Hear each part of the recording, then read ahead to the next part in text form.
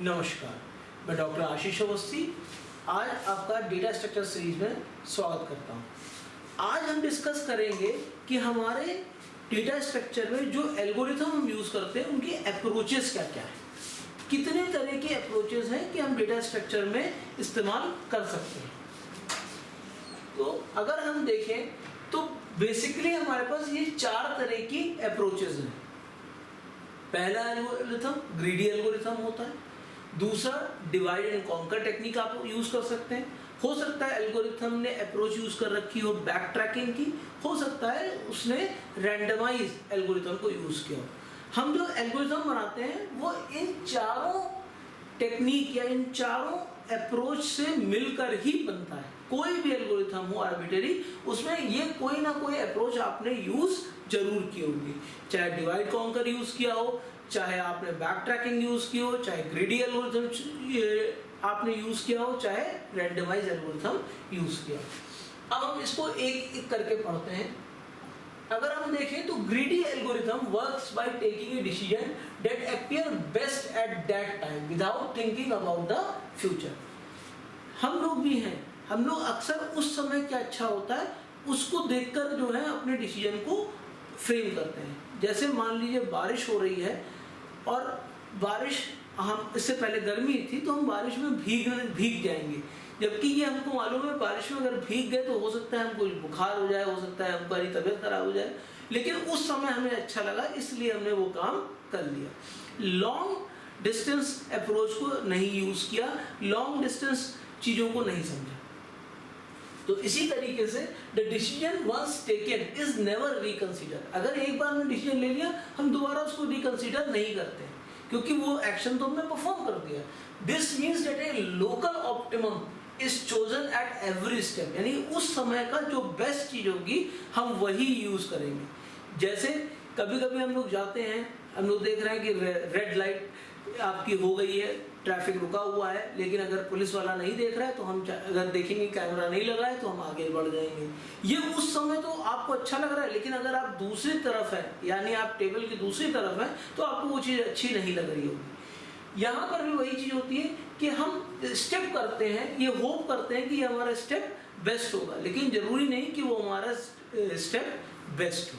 तो greedy algorithm approach में हम हमेशा लोकल ऑप्टिमम को फाइंड आउट करने की कोशिश करते हैं।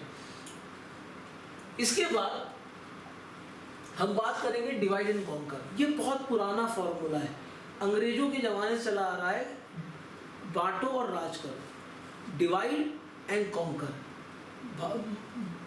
जीतने मतलब अगर हम विभाजित कर दें चीज़ों को तो आसानी से उनको हम जीत सकते हैं। इसका मतलब क्या है, अगर मान लीजिए कोई बहुत बड़ा टास्क है तो उसको छोटे छोटे हिस्सों में डिवाइड कर दीजिए और छोटे छोटे हिस्सों को आप सॉल्व करने की कोशिश करिए।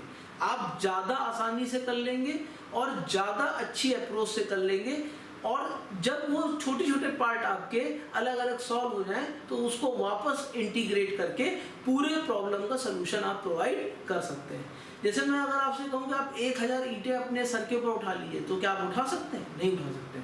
लेकिन एक एक ईंटा अगर कहूँ उठा के आप एक जगह से दूसरी जगह रख दीजिए तो आप बड़ी आसानी से इस काम को कर सकते हैं। तो डिवाइड एंड कॉन्कर में क्या होता है कि किसी बड़ी प्रॉब्लम को छोटे पार्टों में और सिमिलर सब प्रॉब्लम्स में डिवाइड कर दिया जाता है और उसका सलूशन निकाला जाता है। और जब सलूशन निकल आता है तो उन छोटे छोटे पार्ट को कंबाइन कर देते हैं और उसका सलूशन यूजर को प्रोवाइड कर देते हैं।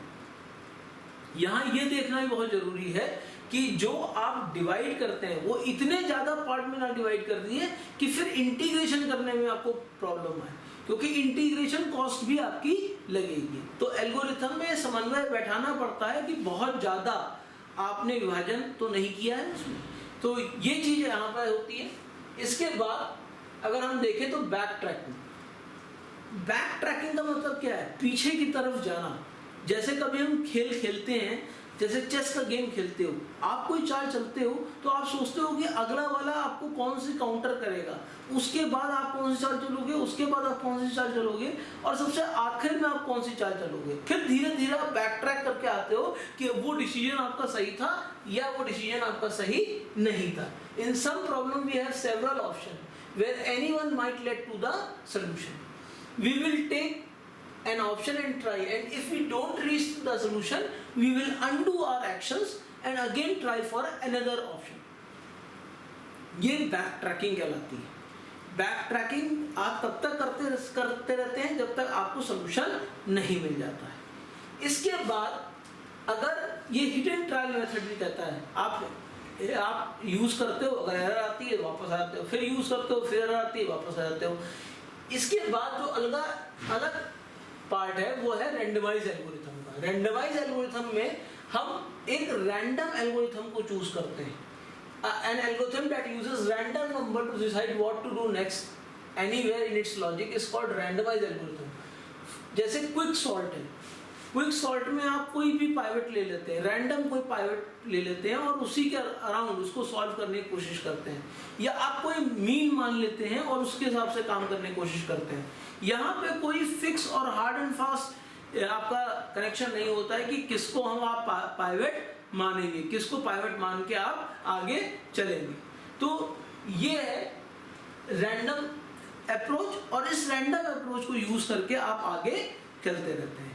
तो इसके बाद अगर हम बात करें तो एक और चीज आती है हमारे पास, सब एल्गोरिथम। एल्गोरिथम से अगर हम किसी सब पार्ट या सब एल्गोरिथम को कॉल करते हैं तो उसको सब एल्गोरिथम कहते हैं। किसी और एल्गोरिथम को कॉल करते हैं तो जिस एल्गोरिथम से हमने कॉल किया है वो मेन एल्गोरिथम होगी, और जिस एल्गोरिथम को कॉल किया है वो सब एल्गोरिथम होगी। सब एल्गोरिथम जो भी प्रोसेस करती है उस प्रोसेस का डेटा मेन एल्गोरिथम में रिटर्न करती है, और मेन एल्गोरिथम उस डेटा को प्रोसेस कर लेती है। तो सब एल्गोरिथम का यूज क्या है? सब एल्गोरिथम का यूज वही है जो बेसिकली हम लोग प्रोग्रामिंग में फंक्शंस का यूज करते हैं, कि हमें अगर कुछ पार्ट बार बार रिपीट करना है तो उस चीज को हम सब प्रोग्राम के जरिए स्टोर कर देते हैं, और उस सब प्रोग्राम को हम तब तक कॉल करते रहते हैं जब तक हमको जरूरत होती है। यही सब एल्गोरिथम का भी काम होता है। Sub algorithm is a complete and independently defined algorithmic module which is used by some main algorithm or by some other sub algorithm. The sub algorithm receives a value called argument from an originating calling algorithm, performs computation and then send back the result to the calling algorithm. तो आज जो चीज़ हमने discuss की वो पहले approaches के बारे में डिस्कस की। अप्रोचेस क्या क्या थी? अगर देखें तो 4 तरह की बेसिक अप्रोचेस होती हैं: back tracking, divide and conquer, randomise, और अगर इससे सबसे पहले देखें तो हमने यूज किया था ग्रीडी एल्गोरिथम। ग्रीडी एल्गोरिथम में लोकल बेस्ट को हम ऑप्ट करने की कोशिश करते हैं, जहां डिवाइड एंड कॉन्कर में हम प्रॉब्लम को छोटे छोटे और सिमिलर पार्ट्स में डिवाइड करके उसको रिजॉल्व करने की कोशिश करते हैं। बैक ट्रैकिंग में हम आर्बिट्ररी ट्रायल और हिट्स का यूज करते हैं कि हम बार बार उसको ट्राई करते रहते हैं और उसको बार बार उस अप्रोच पे चलते रहते हैं। और रैंडमाइज में हम कोई रैंडम नंबर ले लेते हैं और उस रैंडम नंबर पर लेकर हम अपने पूरे एल्गोरिथम को उसके ऊपर बेस कर देते हैं। इसके बाद जो अगली चीज हमने पढ़ी थी वो पढ़ी थी सब एल्गोरिथम। सब एल्गोरिथम कुछ नहीं था, सब एल्गोरिथम बेसिकली एक एल्गोरिथम जो किसी और एल्गोरिथम को बार कॉल करे उसको सब एल्गोरिथम कहते हैं, जिसको कॉल किया गया उसको सब एल्गोरिथम कहेंगे। तो सब एल्गोरिथम बेसिकली इसीलिए यूज की जाती है कि मान लीजिए कुछ पार्ट ऑफ एल्गोरिथम को बार बार इस्तेमाल करना है तो उसको कहाँ इस्तेमाल करना है, कैसे इस्तेमाल करना है, या तो बार बार आप उतने कोड लिखिए या उसका एक सब एल्गोरिथम बना लीजिए और उस सब एल्गोरिथम को बार बार कॉल करते रहिए। तो ये आज के लेक्चर में हम लोगों ने पढ़ा।